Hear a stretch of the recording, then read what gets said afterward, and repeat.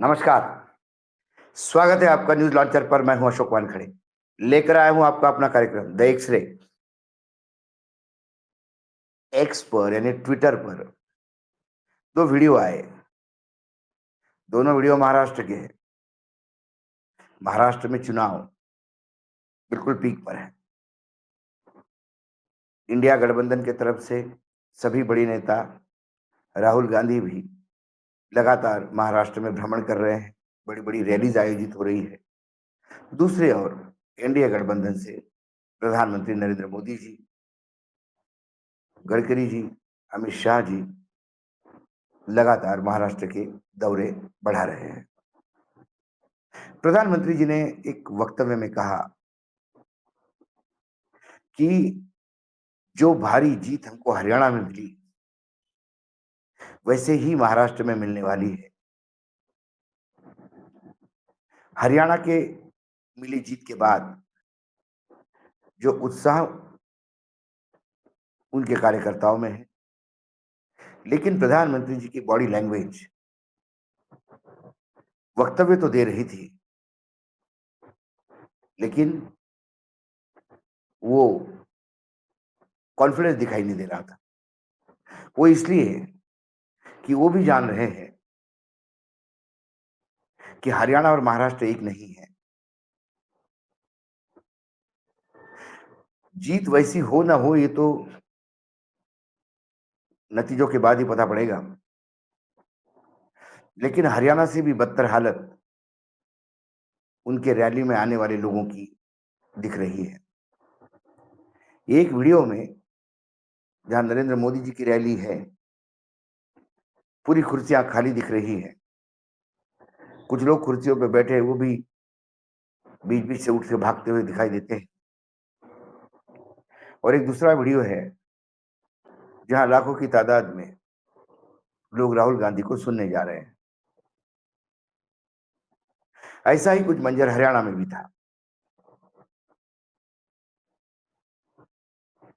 22 विधानसभा क्षेत्र मिलकर जो रैली हुई, उसमें 10,000 तक की वो भीड़ प्रधानमंत्री के लिए जुटा नहीं पाए, और राहुल गांधी के लिए लाखों की भीड़। खड़े होने को जगह नहीं तो लोग पेड़ पे चढ़ जाते थे, ये स्थिति थी। लेकिन नतीजे कुछ और आए। लेकिन फिर मैंने कहा कि हरियाणा और महाराष्ट्र में बहुत बातें अलग अलग हैं। हरियाणा एक छोटा राज्य था। 90 सीटों की विधानसभा है। ये 288 की विधानसभा है। हरियाणा में बीजेपी और कांग्रेस आमने सामने थी। करीब करीब 17 जगह पे कांग्रेस में बैठे हुए भाजपा के स्लीपर सेल जो है, उन्होंने टिकटों का खेल किया और अपने जिताऊ उम्मीदवारों को टिकट न देकर अपने ही दूसरे लोगों को टिकट दिया, जिससे 17 सीटें हार गए। इसके बावजूद मशीनों का खेल हुआ। ये सब होने के बाद भी कांग्रेस 37 पे आ गई। यदि वो टिकट ठीक देते, मशीनों का खेल भी होता, तो भी कांग्रेस 52 पे पहुंचती। क्योंकि मशीनों का खेल कुछ लिमिट तक होता है, पूरे कॉन्स्टिट्यूंसी में सभी सीटों पे नहीं होता। लोकसभा चुनाव में भी हमने देखा कि टोटल 79 सीट्स पर मशीनों का खेल हुआ, जिसमें से 60 सीटें बीजेपी को मिली। ये एडीआर की रिपोर्ट कहती है। लेकिन महाराष्ट्र में कांग्रेस और भाजपा आमने सामने नहीं, यहाँ एनडीए गठबंधन और इंडिया गठबंधन आमने सामने है। एनडीए में शिवसेना, एकनाथ शिंदे, एनसीपी अजित पवार और बीजेपी है। और इंडिया गठबंधन में कांग्रेस, साथ में शरद पवार एनसीपी और उद्धव ठाकरे शिवसेना, ये हैं। तो टोटल 6 दल महाराष्ट्र में लड़ रहे हैं। शरद पवार और उद्धव ठाकरे के लिए ये उनके राजनीतिक जीवन का बहुत अहम चुनाव है। क्योंकि यदि वो महाराष्ट्र में चुनाव हारते तो कोई दूसरा राज्य नहीं जहां उसकी भरपाई हो सके, इसलिए वो जी जान से लगे हैं। भाजपा इसलिए जी जान से लगी है क्योंकि नरेंद्र मोदी का भविष्य संगठन में कौन राष्ट्रीय अध्यक्ष होगा, ये सारा महाराष्ट्र और झारखंड के चुनाव के नतीजे तय करेंगे। एकनाथ शिंदे, अजित पवार ये भी अपने वजूद के लिए लड़ेंगे, तो कांटे की टक्कर है। लेकिन ये जो दो वीडियो जो आप अभी देखोगे, एससी के तौर पर एकजुट नहीं रहेंगे, अपनी ही अलग अलग जातियों में बढ़कर झगड़ा करेंगे, तो कांग्रेस इसका फायदा उठाएगी। तो एक है तो साथियों, मैं आज महाराष्ट्र की धरती से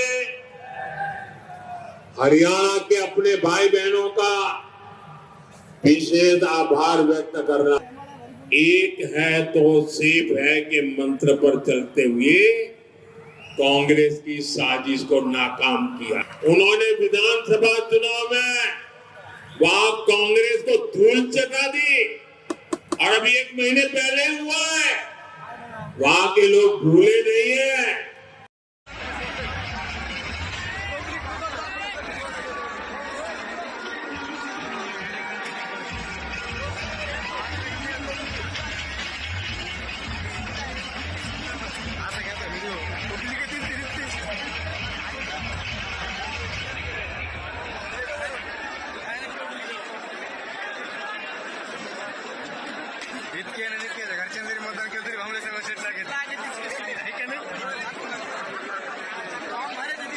ये दोनों वीडियो कहानी कुछ अलग बयां करती है। मैं अक्सर कहता हूं कि चुनाव 2014 के बाद एक अलग प्रक्रिया हो गए हैं। चुनाव अब पार्टी की विचारधारा, आपका घोषणा पत्र इसके नहीं रहे। चुनाव अब मैनेजमेंट के हो गए हैं।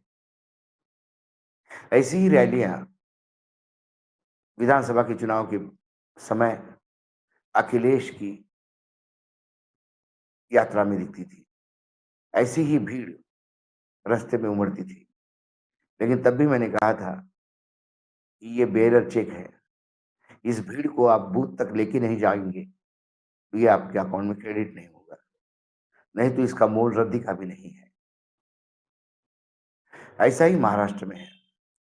महाराष्ट्र में इंडिया गठबंधन को अपना मैनेजमेंट और पुख्ता करना होगा, क्योंकि बीजेपी के लिए तो संघ का पूरा कैडर है। यहाँ शरद पवार, शिवसेना, उद्धव ठाकरे और कांग्रेस के पास कैडर नाम की कोई चीज नहीं, समर्थक है। दूसरी बात, जो लगातार नरेशन चल रहा है, कटेंगे तो बटेंगे, और इस नरेशन के जनक जो है योगी आदित्यनाथ, इनके बड़े बड़े पोस्टर्स तो लग गए हैं मुंबई में, लेकिन फिर उनके सभाओं में भीड़ नहीं के बराबर होती है। वाशिम में तो ये स्थिति हो गई कि उनका भाषण तो सबदूर दिखाई दिया, लेकिन सामने भीड़ का एक शॉट भी नहीं, क्योंकि सामने कुछ लोग थे ही नहीं, बहुत ही कम लोग थे जो योगी आदित्यनाथ के नाम पे धब्बा था।